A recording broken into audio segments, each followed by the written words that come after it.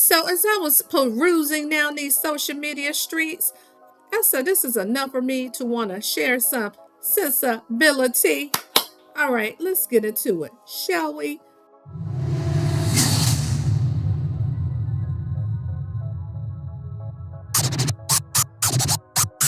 Let's talk about Love and Marriage Huntsville, Season 8, Episode 11, Nail Razor. All right, so the scene picks up from where they left off at Chris and Nell's house with all the kids. So Chris Jr. pretty much tells Nell, and everyone else agreed, that she too needs to attend therapy with them all and she could benefit from individual therapy. Okay. And of course, very adamantly, she responds, I do not. Okay. My thing is this: therapy is often seen as taboo in the Black community, as many of us know. Okay. But I do love the fact that everyone is willing to attend and on one accord, advising Nell that she needs to do the same. But low key, I do believe that Chris Jr. has attended some form of therapy because remember last season he was going through some dark times, and I don't know if they were afraid of him harming himself or whatever like that, but he was up at night driving around because he couldn't sleep, and they had that meeting in the office where his father Chris Sr. was crying. But anyway, I can see a kind of shift in him, but I want to say I saw somewhere where he may have been arrested, but I don't know if that was recent. But anyway, but in any event, he says he has a job and he's a supervisor now. So good for him, okay? But real talk now feels like that she doesn't need therapy. She just wants to get out of debt, okay? And she wants them out of her damn pockets. And I believe it was Lance and all of them collectively agreed that, again, Nell needs to speak to someone who's unbiased, giving her the tools necessary in order to kind of overcome the hurdles of her emotions. All right, so I'm going to do this in segments. So I'm going to jump over to when Nell meets up with Melody. So she arrives to the house on the hill, honey. Miss Melody has a fantastic view. Yes, she does, right? So anyway, Melody and Nell, they embrace. They're happy to see one another. Melody has refreshments, lemonade or whatever. She was like, well, I got some lemons because I don't know if this conversation is going to be bitter or sweet. And Nell said it's going to be bitter. So essentially, Nell feels like the kids turned on her. She recaps the conversation when they were all together at her house. And she feels like the kids are deflecting from the fact that she has to create boundaries. And the Bank of Lernail, okay, the Bank of Nell is now closed until further notice. In other words, get the hell out of her pockets. But she said that they unanimously told her that she needs counseling. But again, she feels like, no, y'all just need to stay within your lanes and stop coming to me to bail you out. But she tells Melody that they hurt her feelings, okay? And she also goes on to tell her that she didn't pass a physical that she had. And Melody guessed why, because of your elevated blood pressure. And that was exactly the reason why. So Melody tells her she needs to regulate her emotions and to really get her emotional thermometer under control, in so many words, and don't let people stress you out. Okay. And so Nell feels like that she just needs space. She don't want to be around anybody. And of course, Melody brings her back down to reality and tells her those are your kids and that's just not possible. And she does ask, well, how does Fletcher feel about it? And she says, well, he agreed with them. He feels like I need therapy too. And she tells Melody when it comes to issues, they'll just bypass her and they'll go directly to Chris because they feel like she overreacts when they come to her. And so Melody says, so it sounds like it's a good cop, bad cop situation. But as I said a few minutes ago, therapy can be seen or has been seen as taboo in the Black community. And a lot of times some Black families like to sweep things under the rug as if they never occurred. Okay, and you have all type of ish going on in some families that I don't even want to speak of, but some people feel like you keep family business in the house, okay? Which is unhealthy. That's a very unhealthy dynamic. But Melody drops some gems. She imparts great wisdom onto Nell because they're friends and they have that type of relationship. And she advises her to take one for the team and how therapy can be cathartic and helpful because life be life, and then sometimes you just need to talk to people. And you don't always have to have therapy when things go bad. It's just having someone to talk to, an impartial person or unbiased person to talk to help you self-discover and help you to navigate through your issues. And Melody even said, just like sometimes you may need a life coach. All right. And so ultimately, Nell agrees. Okay. All right. So now let's cut over to the session with Dr. Francis. We're going to do this with some continuity here. So they get together with him, and it's like a family group therapy session. So they're in the gathering place in the family dining room or the kitchen setting as usual. So Nell starts off, she tells Chris that he doesn't know how to set boundaries with his kids, not their kids, but his kids, and further stating that she usually says what she needs to say to them. Okay, so she implying that he doesn't. So now feels like Chris doesn't support her and he wiggles his way out of things. I think Chris is just laid back, and I don't want to say that he won't deal with conflict head on. He's just not confrontational. They have different personalities, okay? And Chris goes on to tell Nell, it's not what you say, it's how you say it. And that goes without saying. It's not what you say, it's how you say it. And this has nothing to do with nothing but, Kevin Samuels, who passed on, and how men were just clapping and cheering because he was technically, supposedly holding women accountable. Now, was all of his messages bad or not on the mark or the money? No, but it's not what you say, it's how you say it. You can't talk to women the way that you talk to men. But anyway, that has nothing to do with this. It just popped up in my mind. It's not what you say, it's how you say it. In a nutshell, Nell feels like they're trying to use reverse psychology on her, okay? And so they open up. Dr. Francis is there. So she self-admittedly says, I know I have a strong personality. And she feels like that they don't listen to her. And she feels that Chris doesn't listen to her either. And she feels like that she always finds out about things the last minute. But at the end of the day, by the time she finds out, she's the one that has to solve the problem or to help out. Okay? So Dr. Francis says that he hears a deep passion in her voice and that families are the staples of society and that a fractured family can cause pain. As we are witnessing all of the emotion in the room, and you probably can feel the energy and cut the tension with a knife, I'm pretty sure. So he tells the family that Nell has boundaries, and he asks them, are they realistic boundaries? And everyone agreed. The kids agree. And then he asks Chris, what do you think? Do you think the boundaries are realistic?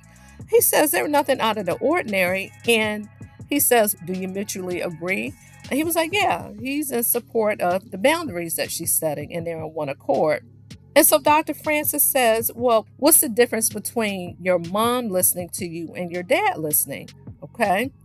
So Lance was the first one to speak up that we saw. He says that Miss Nell, his mom, she listens to respond or to give a rebuttal. And he seemed kind of nervous because he didn't want to just like beat her up or upset her. But he says that he essentially feels shut down sometimes when talking to her because she will interrupt, right? And at that point, she did interrupt when he was talking.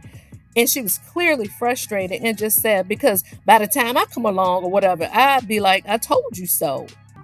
I don't want to create the narrative that she just doesn't listen. She listens, but again, she listens to respond. You can flip a switch. And then it's like, well, so yo, you think I don't get ticked off?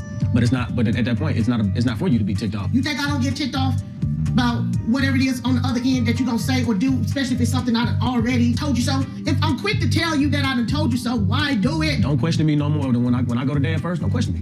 Just keep going to him. What he gonna give you? He don't listen. Okay, well, now the next time he listen to either one of y'all, then see if he can pay all your you need help with. It's darn near pointless if that's what you go. So you don't want to hear the truth. Basically, you just want to hear your dad give you peace. So it sounds like she's at her wit's end and with dealing with them, because it sounds like she tries to administer and give tough love, but she ends up enabling them and bailing them out of situations, okay? So by the time she comes, she just solves their problems. But in my opinion, if you don't teach people certain life skills, and not saying that her and Chris didn't, but if you're always bailing people out, then they can't figure it out. They can't navigate through issues on their own if you're always a soft landing place when they get into shit, depending upon what the issue is, okay? And so Lance went on to say that he doesn't want to create a narrative like his mother never listens, but sometimes she'll flip the script. Sometimes I guess she'll go from 0 to 60 to where she may listen and then she might kirk out, okay? But it seems like Miss Nell's like, look, if y'all gonna be all in my damn pocket, y'all go to y'all daddy first, okay? But then when you want some damn money, here y'all come with y'all hand out. That's how I kind of took it. And she's saying that she didn't feel like she needed therapy. She said she just needed them to stay out her damn pockets because she ain't trying to go in debt fooling with them, okay? And she's not receiving a return on her investment because apparently they're not paying her back. In my opinion, it's like she's in her feelings because they go to Chris first. When they need a listening ear, they go to him because they know that they can vent and they can air their grievances or, just say whatever it is they're going through without somebody like, I told you so, and blah, blah, blah, blah. Sometimes it's a time and place for that, in my opinion. So Dr. Francis says, well, it does seem like you have the capacity to listen when you want to. She was like, and I do. And he says that he has 3 adult children, and sometimes they'll go to whomever they feel like they can get what they need or whatever it is that they want. But he says the difference is that he and his wife talk, so they're on the same page. And so Chris and Nell said that they both talk as well. But again, I just feel like Nell has a more dominant personality, and it just seems like she wants to be the problem solver. Again, she's an enabler, okay? She's trying to shut down the purse string, okay? So Dr. Francis says, as you can see, the kids get upset, they shut down emotionally because they feel like they're not being heard, okay? I believe it was a niece Kiki, correct me if I'm wrong. She may have said that sometimes the communication feels dead. So actually, it was her daughter Kayla who said that the communication becomes dead. I thought it was Kiki, but it was Kayla. And Dr. Francis tries to dig deeper and clarify, do you feel like something inside of you, in effect, dies, meaning when things kind of go awry? And she said, yeah, if I'm not mistaken. So Chris speaks up and he says, so apparently the tough love thing isn't working, okay? And Dr. Francis says, yes, Ms. Nell makes a whole lot of noise, but deep down she's really sensitive and she's a delicate flower, so to speak. So he decides to give Miss Nell an activity to go around the room, essentially to the kids, and to say 1 or 2 nice things to them and kind of go down the line. And it was a touching scene. She started off with Kiki. She said, I see you and I hear you. Even though I'm not your mother, I love you like you're my child, okay? And I want to say she said to the daughter Kayla that it doesn't go unnoticed when she hangs up the phone with her, that she kind of gets quiet, because that's the shutting down piece. If Nell's being overbearing. And then she gets to Lance and she tells him, it used to be you and me against the world, because that's her oldest. And that was a touching scene and how she's proud of him because he has his own business and she knows that he's gone through some things or what have you. And also she says something to the effect that I hear you, and sometimes it seems like I don't want to hear you. So she's working toward being more of a listening ear versus listening to respond. And then she gets to the baby boy, Chris Jr. Maybe she was telling him that he's gone through some things, but essentially she imparts good words to all of them, and it was a tearful moment. So, all right. All right, so let's move on along, child. Let's get to Marceau and Mr. Marquez, the estranged husband of Latricia, child. So I did another video on that where they did a little sneak peek, but of course in the episode you get the full Monty of everything that's being said, right? So I'll just kind of recap it a little bit. So I will say that Marceau kept it a buck, okay? Now, I will say Marceau has a whole lot of ish with him, but he told no lies to old boy. He didn't. Like I said before, a broken clock can be right twice a day. I'm just saying, okay? He didn't hold any cut cards with him, straight no chaser. So I read in a comment section somewhere on social media where they felt like Marceau was being hard on him or didn't have any empathy. I'm like, no, ain't no grown man gonna coddle no another grown man. No, okay? Especially a shiftless Negro. I ain't saying that the man just a low down whatever, but he did run from his responsibilities, okay? And now he's facing the consequences of his actions and his absence, right? So again, as I said before, another man beat his time, okay? He picked up your slack, right? Now, I hollered when Marceau told, oh boy, you need to be thanking Ken for holding it down when you were gone.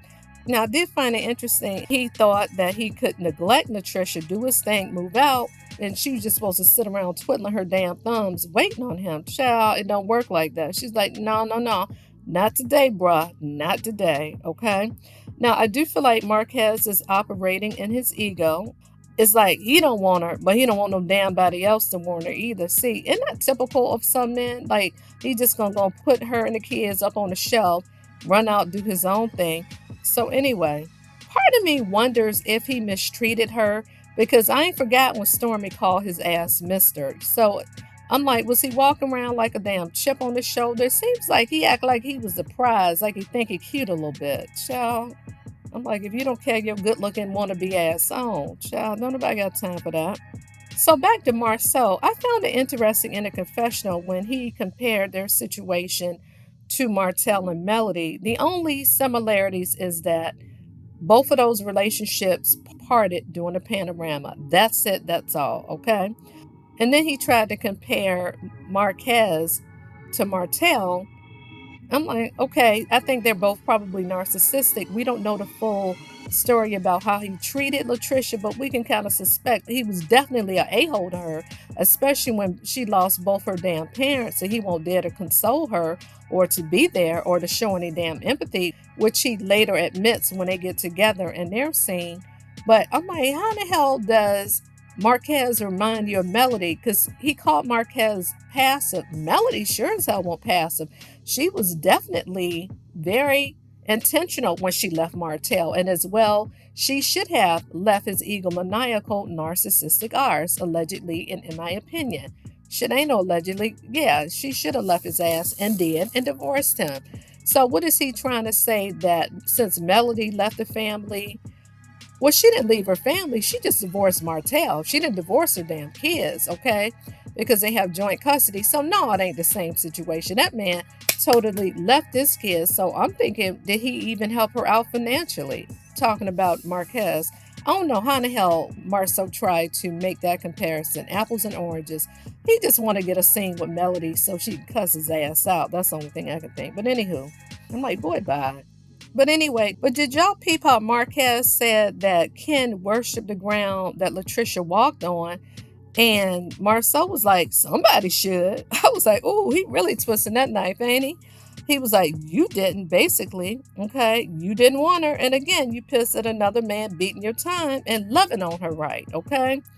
So, in my opinion, homeboy's just jealous because another man stepped up. He ain't interested in co-parenting them damn kids. He's more interested in Ken being around his kids. He more pissed about that in his ego than about co-parenting. He don't give a damn. Child, that's a typical Negro. But like Marceau said, you left, okay? That's what happens when you leave. Child, anywho, boy, bye. But I also didn't like how he's trying to scapegoat his 9, 10, 11-year-old daughter because she didn't speak to him a couple of years or she was upset with him for leaving. And he's trying to say that Latricia planted seeds. Honey, she ain't got to be no damn teenager to know the difference between an absent parent and one who abandoned her. You left the house, but did you come around to take her to dance recitals and to spend time with her? Okay, and still try to be a daddy even though you didn't physically live in the house? Apparently not. But anyway, he's also alluding to the fact that Ken was messing with or trying to holler at Latricia during the time they were together. But did you also peep how he was quipping and lamenting about Ken being all up in the house with the kids? So Marceau said, I'm pretty sure he's helping out financially. He was like, I don't know. He was like, I kind of think he is. He was like, well, he did buy my son a car and he did take them overseas a few times or take them out the country. I'm just like, if you don't sit your broke ass down somewhere, I'm like, what have you done for your kids, child? He's just jealous. I'm just like, anyway, I can't. I'm like, Negro, please. All right, so now let's cut over toward the end where Latricia and Marquez, her estranged husband. Y'all notice how in the confession she was like, well, I'm meeting up with my husband. She should have said my estranged husband or soon to be ex-husband. Anywho, that's just me. I caught that. But anyway, so they kind of have a talk, and she said that they used to be cordial until he figured out that another man was interested in her. So he said, you fell in love with the gym and you met new friends, and now all of a sudden Ken got your phone number, leaving heart eyes or chocolate emojis or whatever like that. Somebody said they liked chocolate, child. And so he caught wind of that. And again, so I guess everything was cool while she was just seemingly raising the kids and no man in her life. Now you probably off doing your thing, okay? But she's supposed to be waiting on you, nigga, please. But remember, Latricia also said she lost both parents within a 6-month time frame back to back, and she had a sister that passed on apparently as well, who needed open heart surgery or transplant or something like that and didn't have it. So apparently she lost her too, and all those deaths, and he wasn't around. And he was like, well, I never had anybody in my family pass away. I'm like, shit, that don't mean you can't be empathetic toward your damn wife. I'm like, you can't tell me he won't effing around. She said he was spending time with his friends. He was there for everybody else but her. I'm like, ain't that much hanging around a bunch of dudes in the world. He was hanging around with some damn body, with some damn broads. I heard he had an outside baby. I don't know how true that is, but you know how they talk in the street, child. I'm like, he full of ish. I'm like, if you don't go somewhere with your broke ass, at the end of the day, he said that everything he feared came true. She was like, what's that? And again, another man raising his kids. It's like a self fulfilling prophecy. You left. What did you expect? But again, they got together right out of high school sweethearts. They didn't get to know themselves. A lot of times, those young relationships, they just don't work. Okay? Because you have to develop your sense of self, get to know you, have fun, be a young adult versus being tied down to somebody else. I'm just saying, I couldn't even necessarily imagine being married right out of college. Child, I enjoyed my damn 20s. I'm just saying. Sure. Anywho. So anyway, he tells Latricia he wants to have a heart-to-heart talk with Ken because things aren't sitting right with him. So he wants to get off his chest the fact that he felt like dude was trying to holler at her when they were together. She said, no, we ain't finna do that because me and you were good and separated for a few years before, I guess, they developed their thing or whatever. She met him at the gym. Maybe he was a shoulder to cry on. They developed a friendship, a relationship, and things grew. And here we are. But I think she's over him. Basically, she's saying that we just need to finalize this divorce, let the ink dry, and that's that. And he agreed. But the only thing he was hesitant about, oh no, another man raising my kids. I'm like, set your immature ass down. He was like, well, it's about $400 a foul, and I'm gonna do that while I'm in town. Can we go half? I'm like, nigga, you can't even pay $400 for the damn divorce. Ugh. But she petty. She's just like, that's fine. In a confession, she's like, well, that's fine. I'll just get Ken to pay for it. I'm like, oh, baby. Anywho, that is the episode. So, a lot of serious conversations. I love the whole therapy piece. I love the fact that they showed Melody. I'm glad Latricia had a heart-to-heart conversation with that estranged husband. Well, what's up with him? Some people think he coming around because she on TV now, and now his ass want to be seen. I'm like, yeah, he just pop up from up under the damn rock, then drove his ass over from Atlanta. Like, well, shit, I want to get my 5 minutes too. I'm like, child, you cut your ass on. Anywho, this is Sensibility Speaks. Y'all tell me what y'all think. Drop down in the comments. Thanks for stopping by. And don't forget to like, share, and subscribe. Bye-bye and happy Monday. Peace out.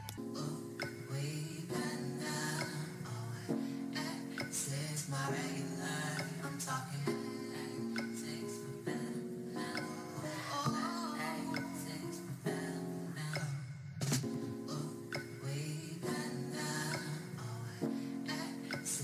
regular, I'm talking